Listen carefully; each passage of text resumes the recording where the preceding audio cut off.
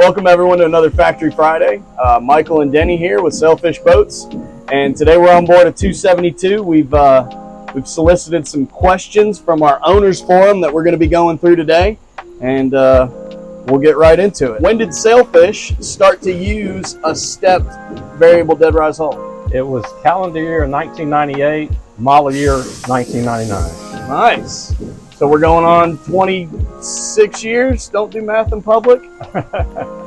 Roughly so. Yep. Can you confirm whether the fish boxes on the new 245 DC or any other model are equipped with macerators, and are they standard or optional? Well, it is a type of a macerator, but it's a plastic diaphragm pump, so it's less likely to corrode, and it works just like a macerator does, but has a longer lifespan, and it can run dry without burning up.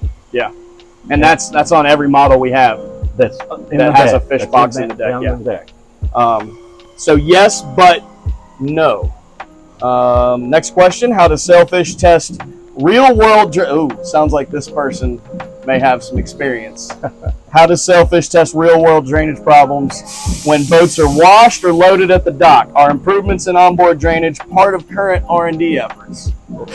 The last part of that is yes. We do constantly look at the draft, the angle of it, the drainage, how far above the water line it is. Elevation, right? Elevation. Yep. So what had happened in the earlier days was we were working with outboards that were 2-cycle, which was less weight.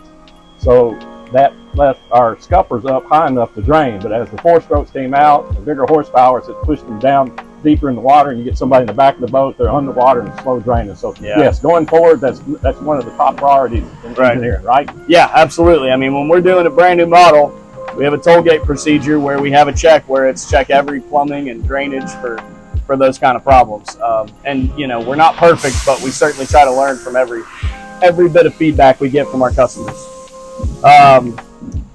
Has Sailfish explored offering helm air conditioning powered by high output Mercury engines and battery banks without the need for a diesel generator as a more efficient comfort upgrade on the 316 dual console? We are currently offering it right now on the 316 dual console. Yeah, yes. Excellent timing on that question. We just launched that this model year, so now on your pricing sheets and your order forms, you'll see the option for air conditioning, which also has a heat option for the Northeast friends, and it'll really turn that 316 dual console into a nice climate to kind of enjoy the first couple months and the last couple months of your season a little more enjoyably.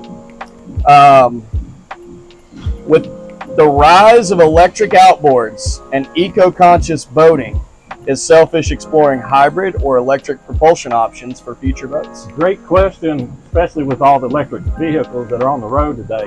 Our biggest concern is, how do you charge offshore? There's towers offshore, but currently there's no place to charge. So it's going to limit your boating time on the water. So basically we're taking a wait and react approach where we don't want to be the first ones to jump out into that world. And there are some that are going down that path. Yeah, especially the lake boats. Yep. Those guys are jumping all over it, which makes sense. Yeah. And you know, as the infrastructure grows to handle it, we'll certainly be sure that we're ready for it. Last question.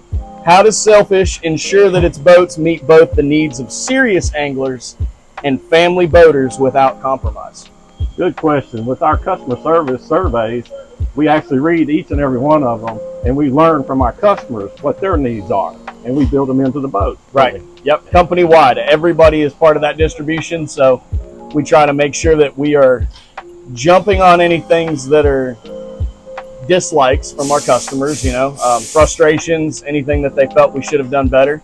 And then on top of that, we are constantly exploring the likes and the desires of the potential customers that we may have missed at boat shows and things like that. So any and all negative, positive feedback, we try to run with it and incorporate. Absolutely. So, yeah.